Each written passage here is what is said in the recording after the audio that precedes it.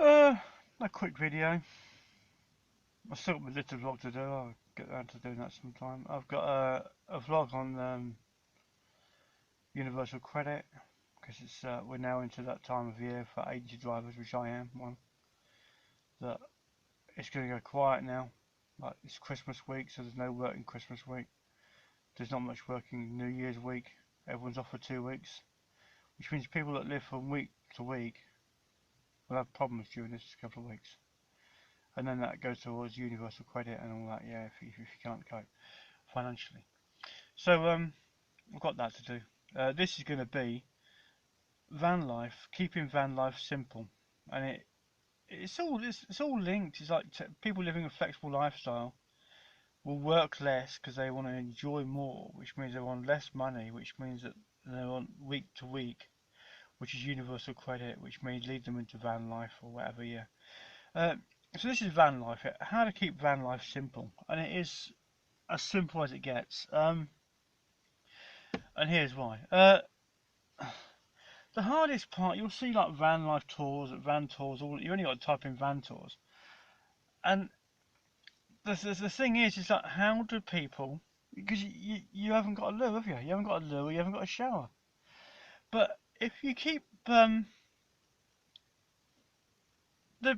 biggest thing that will make you enjoy van life more is by just managing what you eat, and managing the time that you eat. E.g., if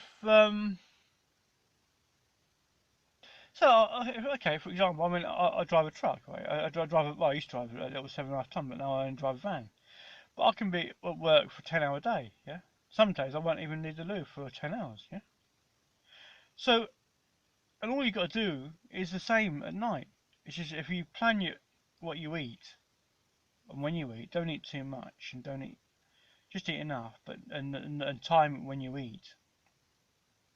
So that you can go to a public loo somewhere, in a coffee shop or somewhere, or a gym or whatever, or I don't know, wherever you go, you go, where there is toilets or service station or whatever, wherever, fast food outlet or whatever. As long as you go to the loo, you haven't eaten that much during the day or eaten late in the day, and you go to the loo about 9 o'clockish time, something like that, or early late evening, not mid to late evening. You only need for about 7 hours, yeah, and then you can go to the loo in the morning. If you can get this right, if you can get it's understanding your body. Your body, it's as long as you can work out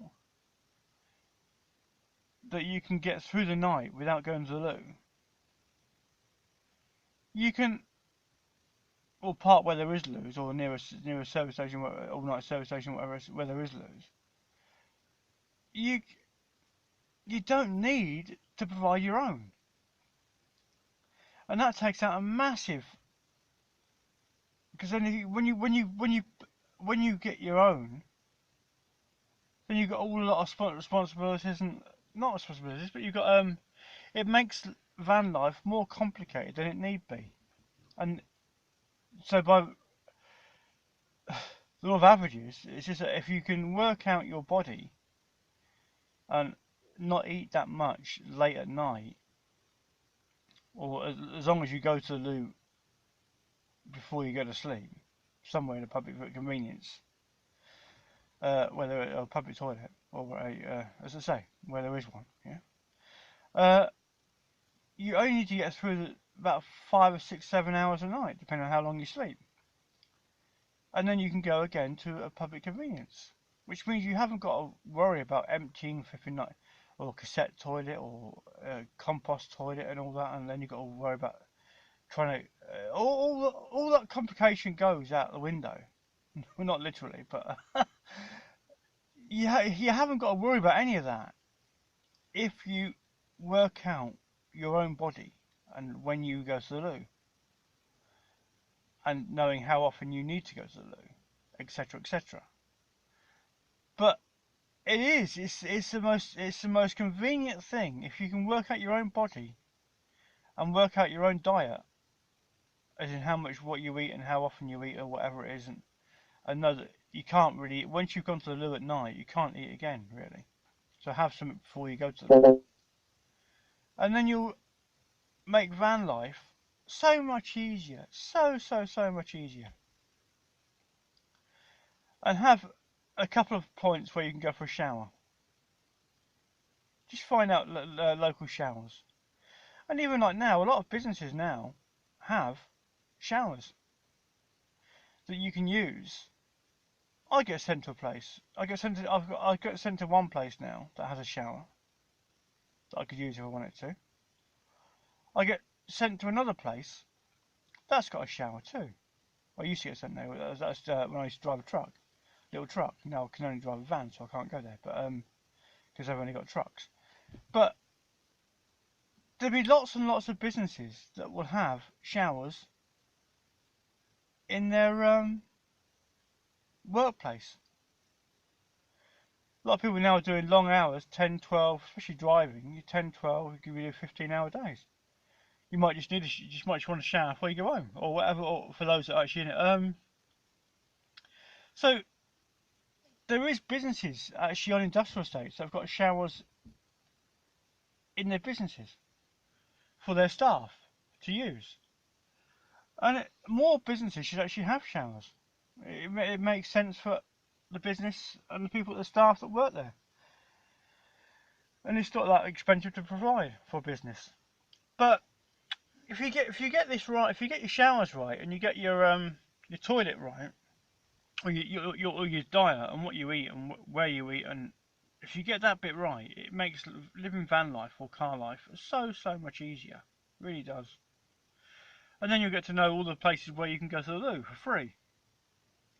Because all it is, all you're paying for, a landlord to pay, all you're paying rent for is just somewhere to actually fall asleep on the sofa and watch TV, and that's it.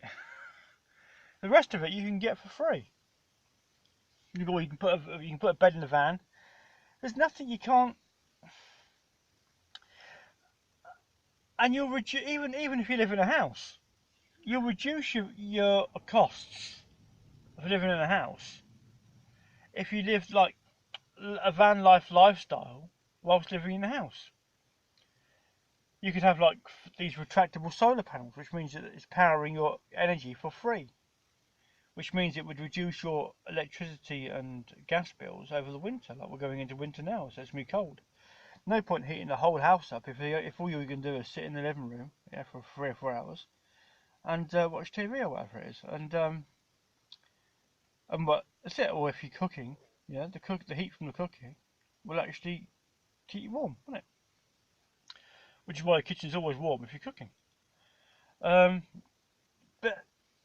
more people are living this van life lifestyle, or even, and there are now people living it or practicing to live.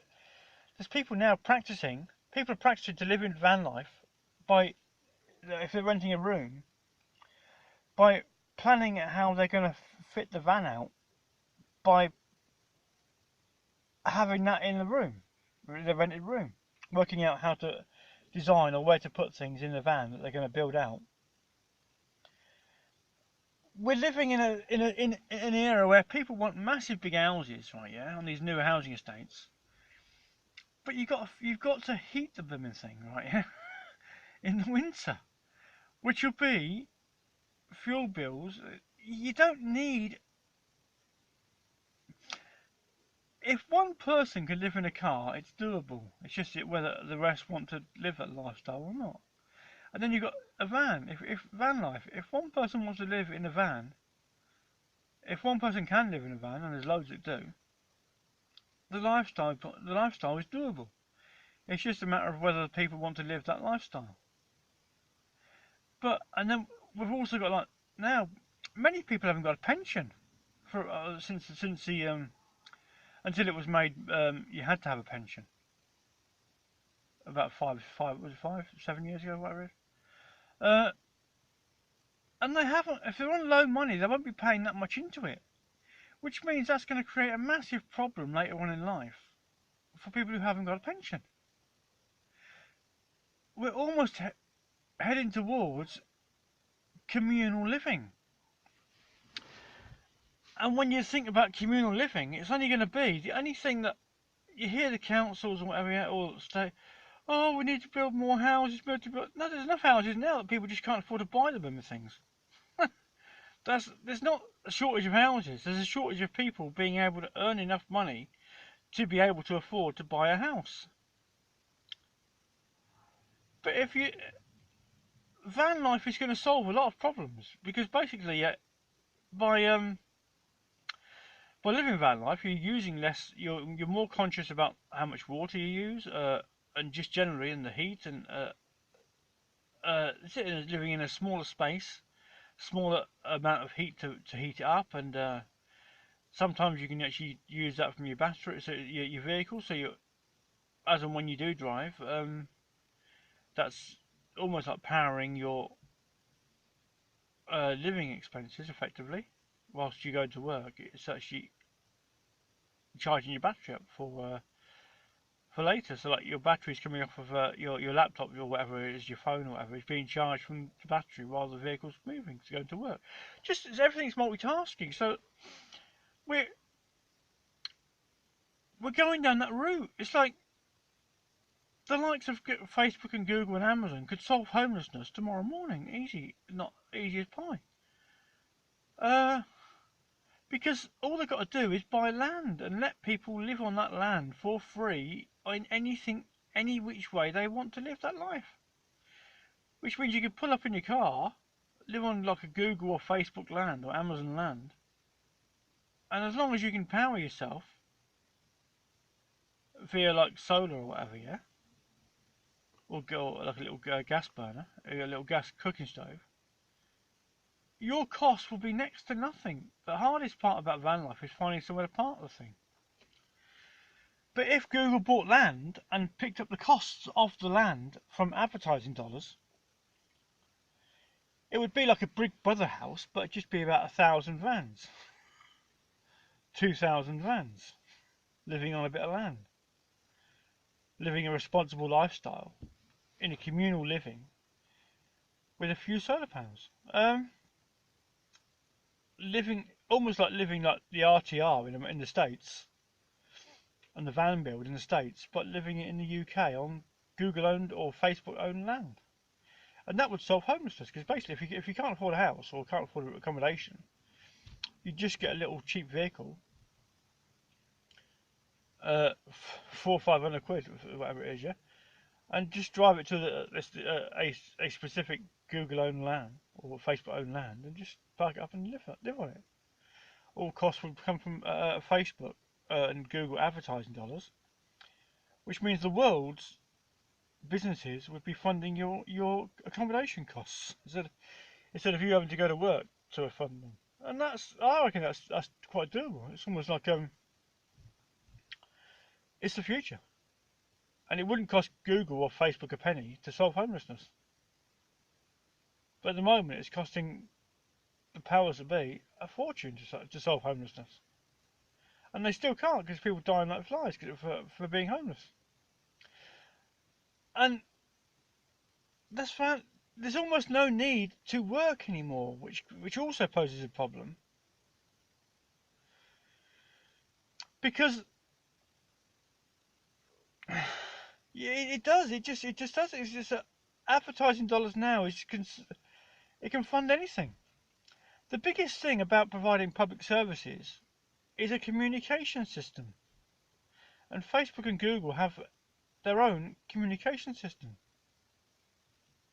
and they're two of the best communication systems in the world. It doesn't cost people a penny to go on YouTube and communicate via the comments. It doesn't cost anyone to go. It costs anybody on Facebook to communicate. So there's no need paying for village halls to go because that's the old-fashioned way of communicating. People going down to a village hall because they couldn't communicate. There was no phones back in the day. Now everybody's got a phone. Everybody can communicate. We're living the only. You don't need. We're living in a building-free zone. So all this, we need to build more houses, build more houses. You really got to look at this week. I've got a couple of videos on the flooding that was recently. If you have a house and you like to live near a river, chances are the river has overflowed at some point and flooded the house. Van life, that doesn't happen because people just get in the car or the van, turn the key and move to somewhere where it's not flooded. Which means you haven't got any flood damage on your van, have you? Unless you drive through flooded areas. But we're living this life. This lifestyle is becoming so popular on YouTube, massive on YouTube. People are living a more simplistic, minimalistic, enjoyable life for a lot less than it currently costs them. And more people want to live their lifestyle. Their lifestyle is easy to live. What you do, it's brilliant. If you live in a room, put downsize to downsize from a rented room to 2 bags, one for clothes and one for everything else, like your food and whatever else. And that is it. Once you can do that, you can live van life. And then all you do is you give your tenancy up for your rented room, or your flat, or whatever, your house, or whatever, and live in your car until you can afford to buy a van. And the van will cost you nothing because you'll be using the rent money that you used to pay rent landlord to buy the van. And the van you'll own, and the room you used to rent you'd never own.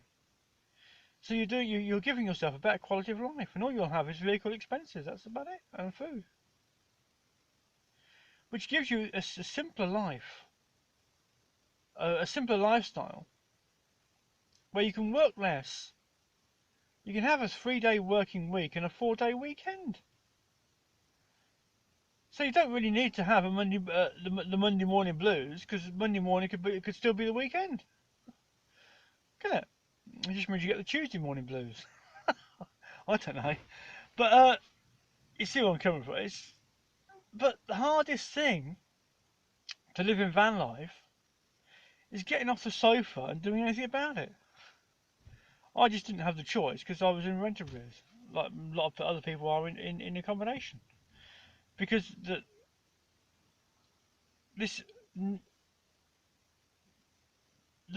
amount of rent money that people are paying is not a never-ending stream of cash for landlords. Sometimes people have financial difficulties, and they'll have rent arrears, which will mean that they'll either have to leave the accommodation or sort out or work out an arrangement with the landlord. But the problem is people are working too hard for too long for too little, which causes rental problems. And by people leaving rented rooms, it's effectively the foundations of the rental sector, which is those that can't afford to buy a house, buy a semi-detached, or they can't afford to buy a detached house, they buy a semi-detached house. If they can't afford to buy a semi-detached house, they buy a flat. If they can't afford to buy a flat, they buy a studio apartment. If they can't afford to buy a studio apartment, they rent a house. If they can't afford to rent a house, they rent a semi-detached house. And if they can't afford to rent a semi-detached house, they rent a flat. Yeah? And if they can't afford to rent you know where I'm going. If they can't afford to rent a flat, they rent a studio apartment. And if they can't afford to rent a studio apartment, they rent a room. And when they can't afford to rent a room, they live in a van. And if they can't afford to buy the van, they live in a car. And that's where people are in life. And when people start not being able to afford a month's deposit and a month up front to rent a room, it's £1,000. And most people wouldn't even know what £1,000 a week looks like. I'm one of them. I've never earned £1,000 a week. And most people live from week to week. You've got to save, and most people can't save. So then you've got a problem. And the problem is that the foundations of the whole rental sector globally has crashed. And it's only a matter of time because they can't afford to rent rooms and they can't afford to pay on the dot every single month. They pay as and when they can, and that's not an option just yet. So they live in a van on their own terms, living life on their own terms, and the rental sector has crashed because those propping it up, which are those renting rooms, are leaving rented rooms and buying a van, so there's no one there, or you've got to have new people or a new society renting the rooms at some point. But because van life vlogs on YouTube is so popular, more people are living van life. So more people are coming out of the rental sector or the property sector, or selling their house and buying a camper van to live this lifestyle. And then you've got problems where they're going to park. But it's only a matter of time before it's like a building collapsing. The bottom's gone. Yeah, the rest, it's just a matter of time before the rest goes. Because the rental sector, the rented rooms, is finished. Because people have realised that a Sprinter van is the same size as a rented room, and they'll own the Sprinter van, they'll never own the rented room. And once more people realise that, and you've only got to type in van tour into Google, and there's thousands of them. People saying no to rent. Saying no to rent makes sense. There you go. Van life slogan, wouldn't it be? Van life brand. Say no to rent. It makes sense. But that's it. That's van life at its best. And more people are doing it. And the more people are doing it, is eventually all you'll need is a bit of land. And the problem is that councils are skint. Councils ain't got a penny. So, and their budgets are decreasing, which means that they're providing less services than they can. But they won't even let you park your car for free. They haven't really worked that out. So it's been about 20 centuries, and we haven't even got to oh, you can't park your car there because you've got to pay for a pay machine because we need to take some money off you. Thanks, but there's no need to charge for parking. Thanks, and I've got the concept that would actually make that possible anyway. Website address because I own freecarparks.com, but I just can't bother to make it a what it could be. I can't be bothered to actually make it the next Google or Facebook free car parking globally. But I've got the concept and the vision and the website address to do it. But and that's it. We're going to go down the route of communal living. Communal living on a bit of land using our own solar panels that we own.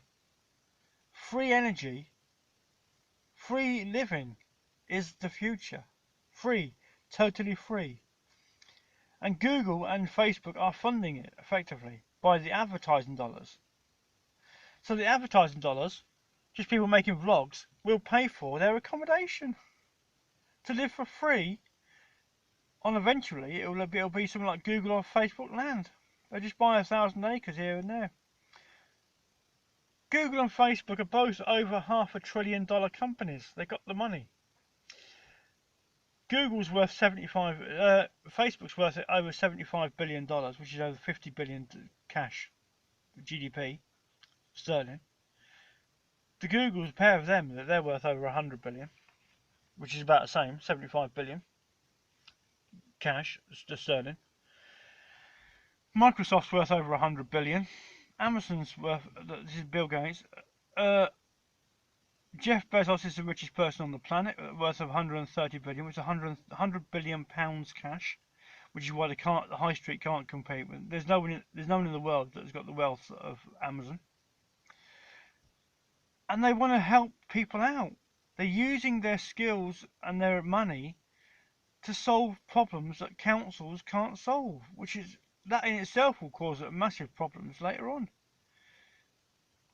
Because councils are going to try and charge people for services they can't provide, when Google and Facebook can provide those services for free. That in itself poses a problem. And this is where we're at.